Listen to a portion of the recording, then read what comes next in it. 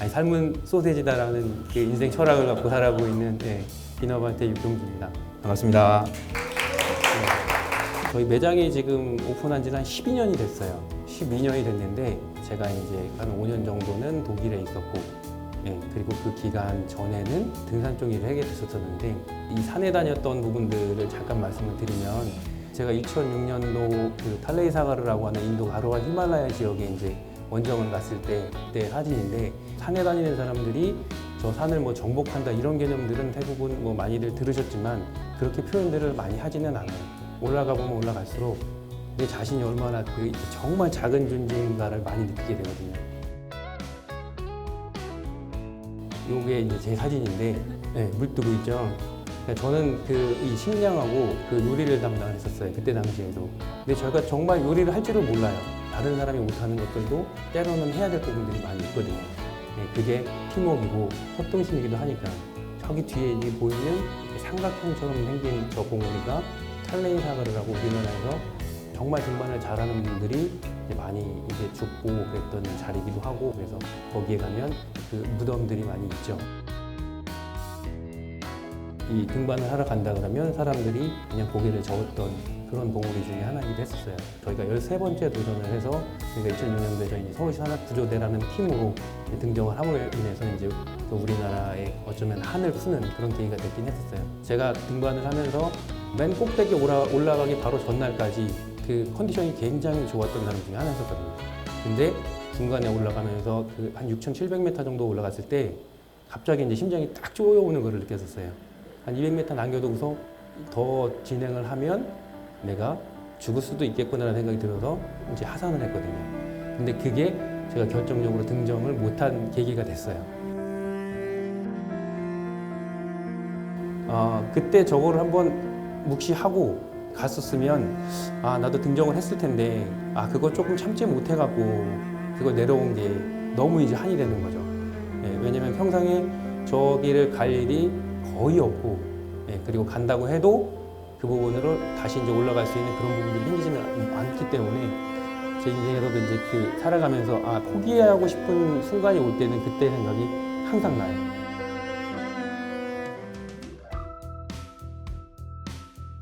대학을 원래 전공은 전기인데 부전공으로 이제 등산을 했었어요. 산악부를 들어갔어요. 전기 쪽보다는 그 산악 쪽에 조금 더 인맥들이 많아서, 그리고 이제 나와서 등산복 매장을 시작을 하게 됐어요.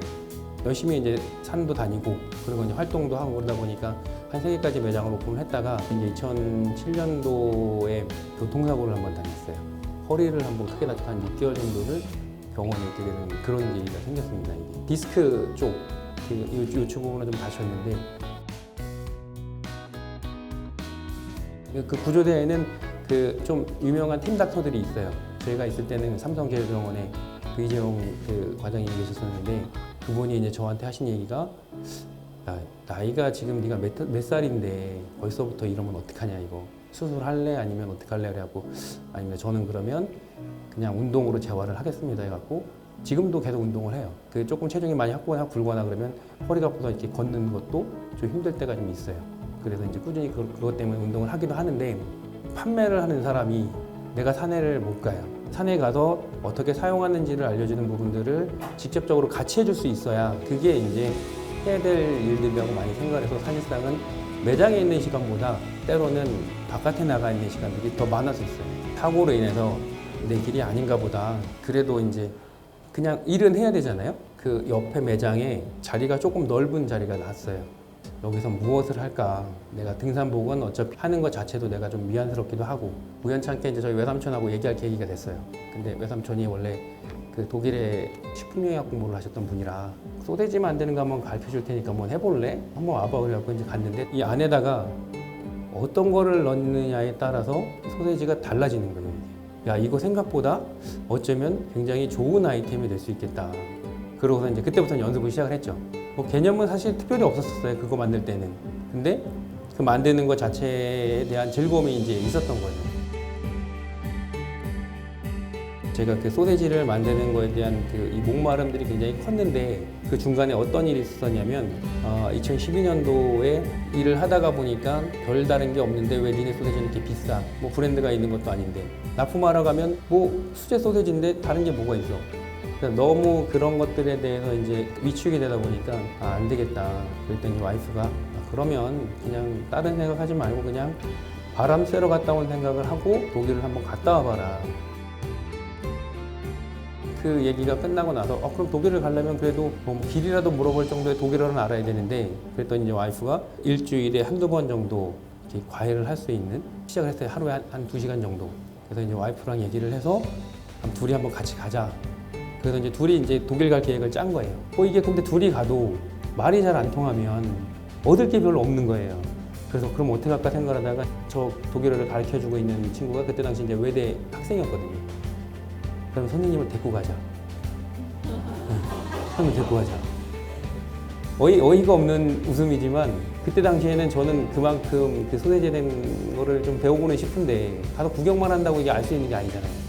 여러 가지 있다라는 것밖에 없으니까. 뭐 TV로 보는 거랑 뭐가 달라 보는 게. 그렇게 하다가 선생님한테 얘기를 했더니 선생님은 이제 고등학교 때까지 이제 독일에서 베를린에 살다가 온 거라. 친구들을 그렇게 보러 가고 싶은 거예요. 근데 비행기 표는 내가 대줄 테니까 같이 가자.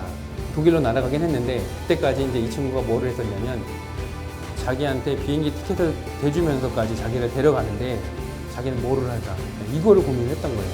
정말 그때 당시에 한 20개 도시를 다녔어요. 독일 애들이 잘 모르는 사람한테 뭔가를 가르쳐준다는 게 쉬운 일이 아니기 때문에 어떻게 할까 다가 이제 뷰르츠부르크라고 하는 도시에 거기에 들렸다가 앞에 보니까 매치코란이 하나 있는 거예요.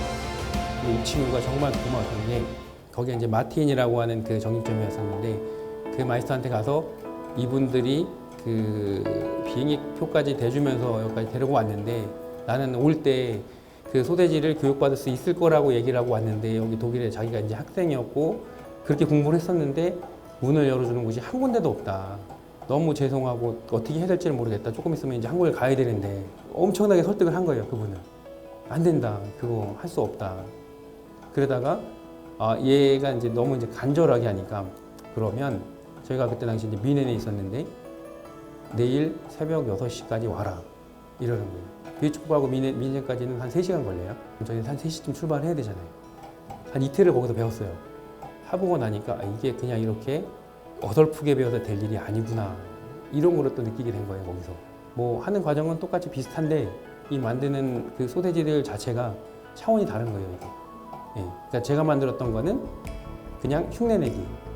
그리고 그 사람들이 만드는 건 정말 장인이 이런 거구나라는 걸 느끼게 해준 거죠. 그러니까 저분을 통해서 제일 처음으로 이제 육가공에 대한 기술들을 다른 부분들이 있구나라는 걸 처음 느끼게 된 거죠. 저거는 이제 최근에 이제 알게 된 거죠. 그 5년 동안을 독일에 있으면서 알게 된 이 안데스라고 하는 수도원이에요. 700년대 수도원인데 그 마이스터들이 인정하는 가장 최고의 학생을 만드는 곳이 저기예요.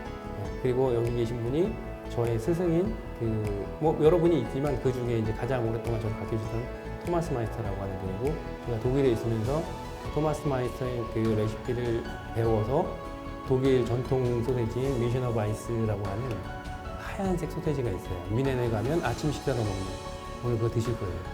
네, 그 소세지를 세계 육가공대회에 당당하게 이제 금상을 받은 저 소세지로는 국내에서 유일하고 전통 소세지를 만든 거는 거의 없어요.